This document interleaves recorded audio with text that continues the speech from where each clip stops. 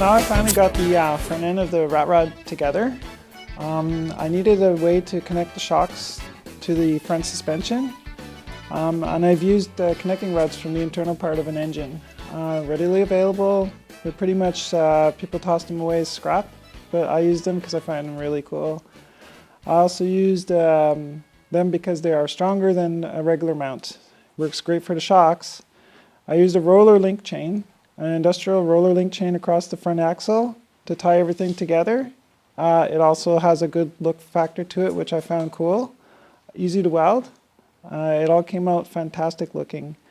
I also took some time out, and the front bearings that I used from the S10 rotors were a little bit loose on the front axle shafts. So I went and got myself some copper spacers, sanded them down and refitted the bearings to the front spindles. And now the wheels glide nice on the front spindles. There's no wobble, there's no shake to them anymore.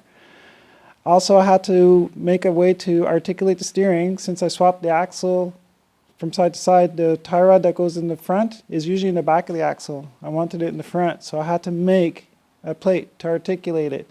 Once again, I found a piece of steel that was pretty much, in the theme with the rat rod. Thick enough to handle all what I needed to do, so I fitted it and machined it as well to work.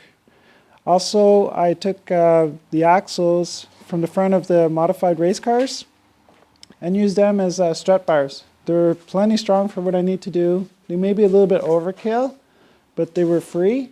They look good, and I know they won't bend. They articulate with the air suspension that I've installed as well. They're straight. I don't have to worry about them bending ever, and everything tracks nice with the system the way it is so far. I also built a set of motor mounts by hand out of 1-inch square tubing, thick wall square tubing. I also used a set of the top of axle stands to space them, and once again the roller chain to finish them off as well.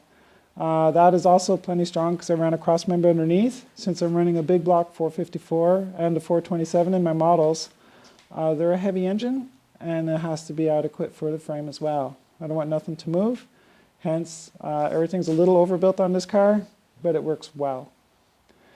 I also, when I was done with the frame, I ended up having some loose ends kicking around, and I ended up tossing them towards the car. One of them slid up against the car and gave me an idea to make it look like side pipes off of a fighter plane, the old bomber planes if you want. I put them there. It's one, it's for decoration, looks good, and two, when I slam the frame down on a lawn somewhere, it gives me a bigger footprint on the frame so the frame don't countersink in the lawn. I'm going to remove the shroud. You'll see why I use this type of shroud. It covers the air suspension. Here you see the Bellows bag. They're a double Bellows Air Bag. Now they're bellowed in, and when I put air to them, which I'm going to do right now for you, I think you've seen them work before, but now you'll see them working with the whole concept, with the wheels, the axles, and the shocks. And you'll see them raising up the car. So now they're just a little bit over ride height. So you can see how high they can go. They're fully adjustable for the highway. If there's a speed bump in the road, I can adjust them higher yet. And if I want, I can go to a 4-inch type suspension. I also have airbags in the back of the car, which I've installed. They are working now too. And I'll demonstrate that by raising the back of the car. And I've used pickup truck shocks in the back because I needed more length. That worked out as good too, so here goes the back shocks.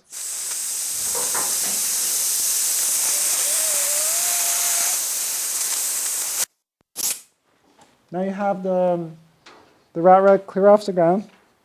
A little bit higher in the back, gives it that little mean stance that I like to have on a car.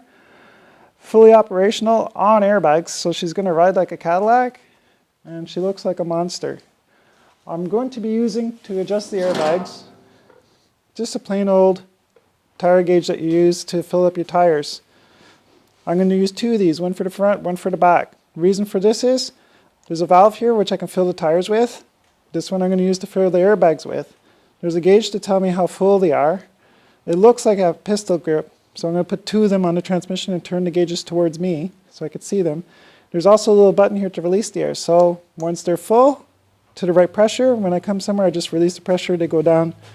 I don't need a special automatic delivery system operated by Bluetooth or whatever. This is like rat rod material, this is the way the rat rod's going to be. The shifter as well, the shifter is going to be mounted on the ceiling instead of on the floor. Kind of like on a Catalina type of airplane or waterplane, the shifter is on the ceiling. I found it's going to be out of the way, up there a little bit better.